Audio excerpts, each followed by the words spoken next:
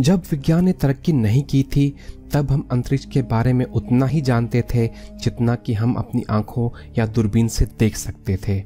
उस वक्त सितारों और अन्य खगोल पिंडों को देखने का और समझने का एकमात्र तरीका था वो है प्रकाश।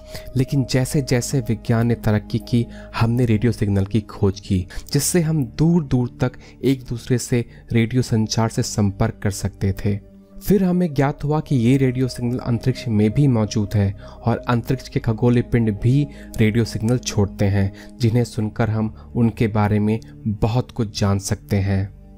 इतना ही नहीं, अगर कोई एलियन सभ्यता हमसे संपर्क करना चाहेगी तो वो भी रेडियो सिग्नल के द्वारा ही करेगी। इसलिए मनुष्य लगातार अंतरिक्ष से आ रहे रेडियो सिग्नल को रेडियो टेलीस्कोप से सुनने की कोशिश कर रहा है और इन सिग्नल से कई बार चौंकाने वाले तो कई बार रहस्यमय बातें सामने आ रही हैं। आज मैं आपको ऐसे ही 5 रेडियो सिग्नल के बारे में बताऊंगा जिसके प्राप्त होने पर कई नए रहस्य और कई नए सवाल पैदा हुए हैं। दोस्तों, आप देख रहे हैं स्मार्ट टेक्नोबिज। मेरा नाम है राजीव रंजन कुमार। तो चलिए दोस्तों, शुरुआत करते हैं पहले रेडियो सिग्नल से। नंबर 1 पर है वाव सिग्नल।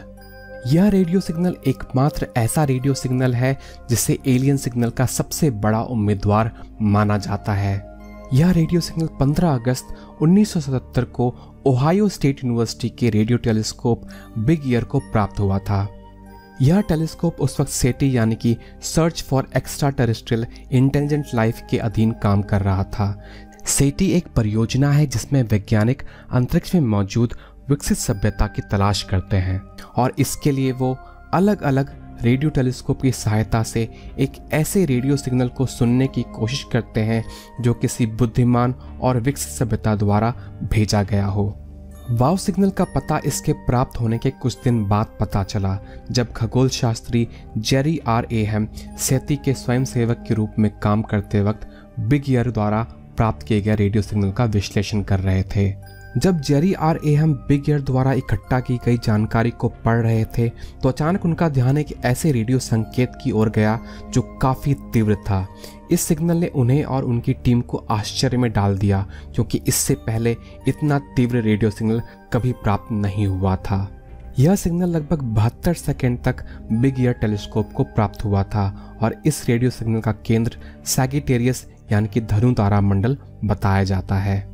खगोल शास्त्री जेरी आर एहम इस खोज से इतने उत्तेजित थे कि उन्होंने इस सिग्नल के चारों ओर घेरा लगाकर उसके आगे वाव लिख दिया और तब से ये वाव सिग्नल के नाम से जाना जाता है।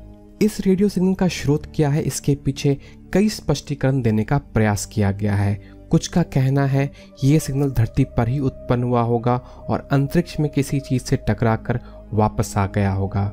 तो कुछ का कहना है कि ये सिग्नल उस वक्त अंतरिक्ष में मौजूद धूमकेतु द्वारा उत्पन्न हुआ होगा, लेकिन बाद में किए गए विश्लेषण में ये दोनों ही कारण साबित नहीं हो पाए और कई वैज्ञानिकों का मानना है कि इस रेडियो सिग्नल का स्रोत प्राकृतिक नहीं है।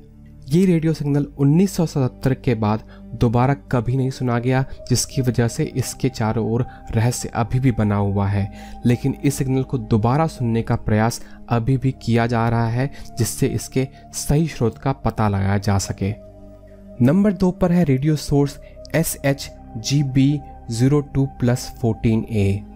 SHGB02+14A एक रेडियो सिग्नल का केंद्र है जो एक और एलियन सिग्नल का उम्मीदवार है, जिसकी जांच पड़ताल सेटी कर रहा है। फरवरी 2003 में सेटी के खगोल शास्त्रियों ने पोर्तो रिको में मौजूद विशाल एरिसेबो टेलीस्कोप को आकाश में 200 जगहों को सुनने के लिए इस्तेमाल किया, क्योंकि इन्हीं जगहों पर इस रेडियो टेलीस्कोप ने पहले भी कुछ रेडियो सिग्नल प्राप्त किए थे। और जब उन्होंने इकट्ठा की गई जानकारी को देखा तो उन्होंने पाया कि बाकी सारे सिग्नल गायब हो चुके हैं, पर एक सिग्नल था जो न सिर्फ दोबारा सुनाई दिया बल्कि यह पिछली बार से भी ज़्यादा तेज था। यह सिग्नल लगभग 3 बार प्राप्त हुआ और हर बार यह लगभग 1 मिनट तक रिकॉर्ड किया गया। इस सिग्नल की खास बात यह थी कि इसकी फ्रीक्वेंसी लगभग 1420 मेगाहर्ट्ज थी। यह वही फ्रीक्वेंसी है जिस पर ब्रह्मांड में मौजूद सबसे आम तत्व यानी कि हाइड्रोजन ऊर्जा छोड़ता है और वैज्ञानिकों का मानना है कि अगर कोई विकसित सभ्यता अगर किसी दूसरी सभ्यता से संपर्क करना चाहेगी तो वो इसी फ्रीक्वेंसी पर रेडियो संचार करेगी। इस रेडियो सिग्नल की एक और चौंकाने वाली खास बात है इसका केंद्र। इस रेडियो सिग्नल का केंद्र पीसिस और एरीज यानी कि मीन और मेष तारा मंडल के बीच में है और यह जगह और भी विस्मित कर देने वाली जगह है, क्योंकि इस जगह पर लगभग 1000 प्रकाश वर्ष दूर तक कोई भी तारा मौजूद नहीं है।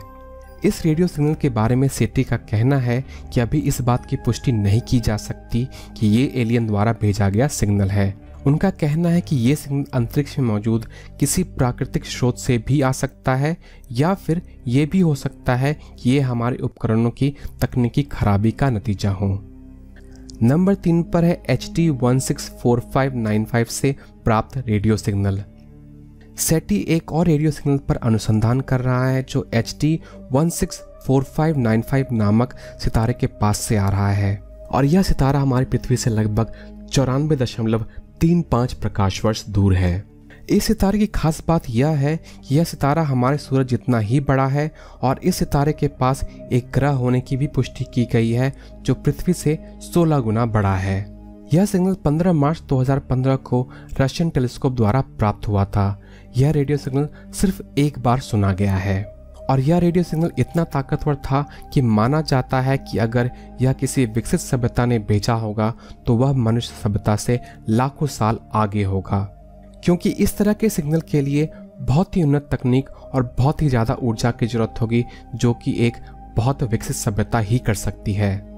लेकिन इस सिग्नल के दोबारा प्राप्त ना होने की वजह से इसके सही स्रोत और कारणों का पता लगाया जाना संभव नहीं है और माना जा रहा है कि ये सिग्नल कहीं धरती से ही आया होगा। नंबर 4 पर है कॉस्मिक रोर यानी कि अंतरिक्ष की दहाड़। पृथ्वी पर हम एक दूसरे को सुन पाते हैं क्योंकि ध्वनि की तरंगें हवा से गुजरकर हम तक पहुंचती हैं, पर अंतरिक्ष में हवा नहीं होती है, वहां सिर्फ खाली जगह है, तो वहां आवाज एक जगह से दूसरी जगह नहीं जा सकती। लेकिन अंतरिक्ष में रेडियो की तरंगें एक स्थान से दूसरे स्थान तक जा सकती हैं और इसी माध्यम का प्रयोग करके अंतरिक्ष यात्री एक दूसरे से बात करते हैं। लेकिन ये रेडियो तरंगें सिर्फ मनुष्य ही नहीं बल्कि तारे, भीमकाय क्वासर्स और आकाश गंगाएं भी पैदा करती है और यहाँ तक कि हमारी आकाश गंगा भी एक खास तरह का रेडियो तरंग पैदा करती है। इन्हीं रेडियो तरंगों को सुनने के लिए जुलाई 2006 में नासा ने कोलंबिया बैलून फैसिलिटी से एक गुब्बारा आसमान में छोड़ा जो रेडियो सिग्नल को पकड़ने वाले उपकरणों से लैस था। ये गुब्बारा धरती से 1,20,000 फीट ऊपर गया, जहां धरती का वातावरण बिल्कुल ही पतला और लगभग खत्म हो जाता है। वैज्ञानिक एक मध्यम या बहुत ही हल्के रेडियो सिग्नल की आशा कर रहे थे जो उन्हें आसपास के सितारों से प्राप्त होता, पर उन्होंने जो प्राप्त किया वो बहुत ही चौंकाने वाला था।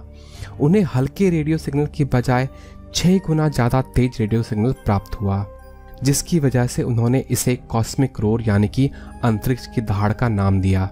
इतने तेज रेडियो सिग्नल कहाँ से आ रहे थे, इस बात का स्पष्टीकरण अभी तक नहीं मिल पाया है। पहले ये माना गया था कि ये आसपास के तारों या फिर आकाशगंगा से आ रही है, पर बाद में इन सब बातों से इनकार कर दिया गया क्योंकि इतनी तीव्र रेडियो सिग्नल कोई भी तारा या फिर आकाशगंगा नहीं छोड़ सकता। तो इस अंतरिक्ष की दहाड़ का स्रोत क्या है, इस सवाल का जवाब अभी तक नहीं मिल पाया है। नंबर 5 पर है फास्ट रेडियो बर्स्ट। ये एक बहुत ज़्यादा ऊर्जा वाले, बहुत कम देर तक रहने वाले रेडियो सिग्नल है। ये रेडियो सिग्नल ज़्यादा से ज़्यादा 10 सेकंड तक प्राप्त की गई हैं, लेकिन ये रेडियो सिग्नल इतना ताकतवर है कि जो स्रोत इन रेडियो सिग्नल को पैदा कर रहा है वो हमारे सूरज से कई लाख गुना ज़्यादा ऊर्जा पैदा करता होगा। इस तरह का पहला रेडियो सिग्नल 2001 में पार्क्स रेडियो डिश ऑस्ट्रेलिया में प्राप्त हुआ था। इन रेडियो सिग्नल का स्रोत क्या है यह अभी तक पता नहीं चल पाया है, पर माना जाता है कि ये प्राकृतिक हैं और हो सकता है कि ये किसी सुपरनोवा के विस्फोट से पैदा हुआ होगा या फिर किसी 2 ब्लैक होल के टकराने की वजह से पैदा हुआ होगा, और या फिर ये किसी ऐसे बड़े खगोल घटना की वजह से पैदा हुआ होगा जिसके बारे में हम अभी तक नहीं जानते हैं। आशा करता हूं दोस्तों आपको ये वीडियो पसंद आया होगा। अगर पसंद आया तो लाइक ज़रूर करें और सब्सक्राइब ज़रूर करें, क्योंकि मैं इस चैनल पर ऐसे ही साइंस और फिक्शन की बातें और साथ ही साथ टेक्निकल ट्यूटोरियल शेयर करता हूं। तो दोस्तों मिलते हैं अगले वीडियो में, तब तक के लिए नमस्कार।